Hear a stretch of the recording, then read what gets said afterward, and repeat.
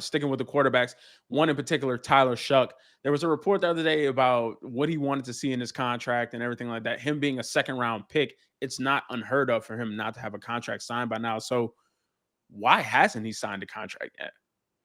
It is going a little bit longer than usual, but it's the whole entire second round. Usually they're signed by like the end of mini camp or whatever. Mhm. And I'm sure the teams are and the agents and everybody is pissed because everybody wants to go on their little vacation and kind of just take care of that. But Yeah. like literally like the whole second round is on sign right now. First two guys have signed. They got fully guaranteed contracts. Like that usually does those are unprecedented. That doesn't happen in this range. And there was a CBS report saying that some people said like like Shuck's holding steady at 40 and wants fully guaranteed, and it's like holding everything up. And like I don't know why people would be looking for him to be the guy that folds. I don't know why it was like pointed at him in that range, and they said like he expects to be the day one starter, and so he wants his money guaranteed or whatever. But like the thing is 30, 33, and 34 got fully guaranteed. So now 35 wants fully guaranteed. And if 35 gets a 36 is going to want the Yeah. 37. So I was a little bit confused why the onus was being placed on 40 to be the folding point of this when the people before him haven't folded yet either. I didn't quite understand that one. But my understanding of the situation is that it's just a game of dominoes, you know, and if the guy before you is holding steady, you're just gonna wait. You're gonna wait to see because like why would Shuck fold today at 40 and let's say 39 doesn't fold and 38 and 37 and 30, like nobody else does. And Yeah. now he's the dummy who folded, and for some reason people are looking at him to be the one to fold so the guys before him lose their leverage. But if they just all hold steady, like why? Like so I don't think there's anything to lose here. He's eventually gonna sign the contract. Like it's all gonna eventually work out. I would say like the Saints are a tough team to kind of win a staring contest with. You know, we just saw it with the Derek Carr thing. So I mean, if it does get down to that showdown, I am going to be very interested to see who wins this. And at the end, like who's the one that kind of buckles. I think it'd be fascinating. I mean, I don't know if it gets to 40 though, but if I'm Shuck, like why the hell would I sign my contract if the guys before me I would. they're gonna fight the fight, you know? Like the fight to me, the fight's happening at 35 right now, you know, like Mhm. 35. I don't know. It was a little bit weird to me why they were looking at 40 to full, like other people on the outside are looking at like maybe I'm just not understanding the situation, but my understanding of it is just that like he's waiting to see what happens with the people before him. Uh, and that makes just the most sense to me. But what is a deadline?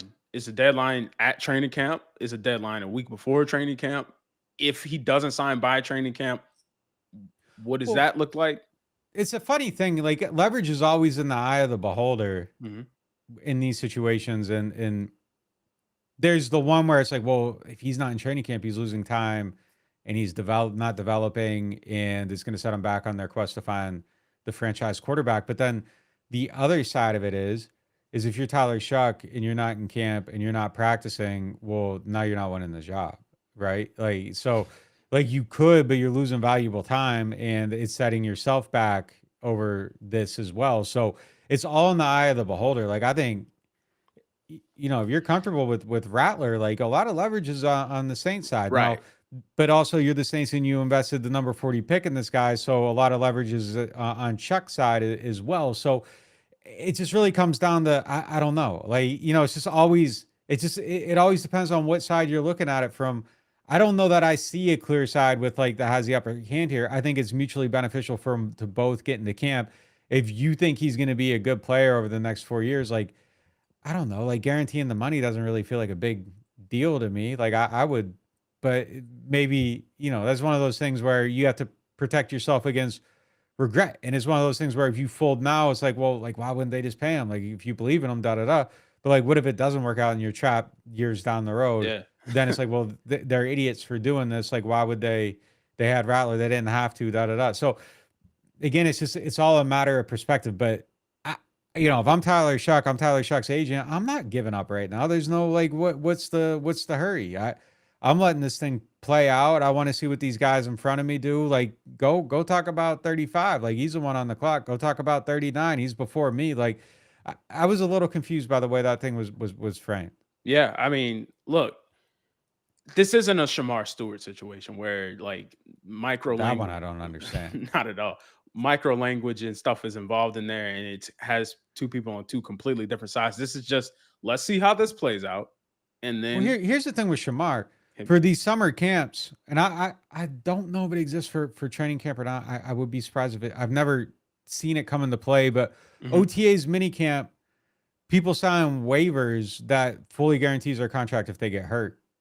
So like even if you don't have a contract, you sign a waiver, and if you tear your ACL in there, it becomes fully guaranteed. So I'm not sure I understand that standoff. I haven't studied it, but on the surface, there's a mechanism that exists, That like just clearly the protects you from what can, yeah, be a downfall. I don't know. I don't know. I was looking at it and then I heard someone talking about it kind of in more detail. And I just was like, I understand. Then they were saying, like, if he just doesn't sign, then it becomes a whole legal thing. Then he'll possibly go back and be able to be drafted again next year. And it's like, well, I've never seen anything like that. But yeah. then I don't know. I don't know how all of this works. Is way, way, way before my time. But I saw something saying that John Elway and Bo Jackson were both signed by different teams and then ended up playing for another team or something like that. I really don't know too much about that, but I just saw that as like a scenario. Yeah, yeah, the thing with him is he'd go back in the draft if he doesn't sign. Yeah. I mean that would be how it plays out. I don't know that I understand that one. I think a big thing with the Bengals too, and Mm, I don't know that everything that goes on. Like I know they were trying to tie some of it to like incentive based things like thresholds to make it become guaranteed or whatever. The little bit I have read about it. Again, I'm not super deep into it, but 99.9% of the Bengals issues when they exist, it is like over guarantees, and they like to mhm. avoid guaranteeing money fully because if you fully guarantee the money, you have to put that money into escrow and like it sits in an account and you no longer have that money in your pocket. So like if you're Yeah, you fully can't touch it. guaranteeing Jamar Chase whatever $40 million, like $40 million has to go into an escrow account, and the Bengals are usually liquid cash poor. Like there's usually cash flow issues involved with them. So that's usually why you see issues with their stuff. That's why you see Joe Burrow consistently kind of calling them out in his own way for being cheap or whatever. And it usually comes down to the guarantees with them. And if you're going to guarantee a contract for a superstar player, like you have to go out and actually have that cash on hand if it's not tied to a if then scenario. So like they usually try to put like if then things in there so you can, the 2027 money doesn't have to exist in your account today. You can earn that off of ticket sales or whatever and then pay it at the time. But coming out of your pockets all that money at once is that's real money, Yeah. real money issues. Yeah. So that's usually what the Bengals contract stuff comes down to. Wow, man, you just see it on every single level. I see other people operate like that, and they're not an NFL franchise, but it's always seems to be the Bengals in this situation Yeah. where these things go down. So I guess that's just the way they like to live. But going back to Shuck, you think it's just a wait and see, wait for these other people to go, and then now it's naturally my turn. And let me get into it. But I don't know if any of these other picks like that have the potential to be the starting quarterback for the team. If I'm Tyler Shough and I'm his agent, I'm not moving until the guy before me moves. Yeah, Like it just doesn't make sense. Like it's in your benefit. If you're his agent, your sole purpose is to make sure your client has as much financial security as possible. right. And I want the agent that's not folding prematurely. Oh Like yeah, for so I sure. mean, if I'm him, if I'm his agent, like that's how I'm playing it. And I think you just have to like that's take care of the business, get it done, and figure Mhm. it out. Like it's nothing I'm panicked about now. If he's not playing in July, well then I think that's when things start to. But it's not there yet. I think you wait, you play this out as long as possible. If you don't have to make a decision, that the deadlines, whatever the first reporting day on campus, I can't remember what it was, July 23rd, whatever it is. Like that's when the deadline is for that. Like that's when you start to kind of evaluate, okay, how does this affect the competition? If you miss a practice, what does it do? Yeah. Who actually has the leverage? July 22nd is when they report. 23rd would probably be the first practice, but you don't need to have those conversations now. Like it's just you're a month away. You're literally a month away A calendar month. from Yeah, yeah, yeah. yeah. So I wait and I see how everything else plays out. If guy 37 folds, then the precedent is set. 38 folds, 39 folds. But right now, nobody's folding. They're all holding steady. Why should I be the one to not get this benefit from my client if I'm his agent? That's how I'm looking at it right now.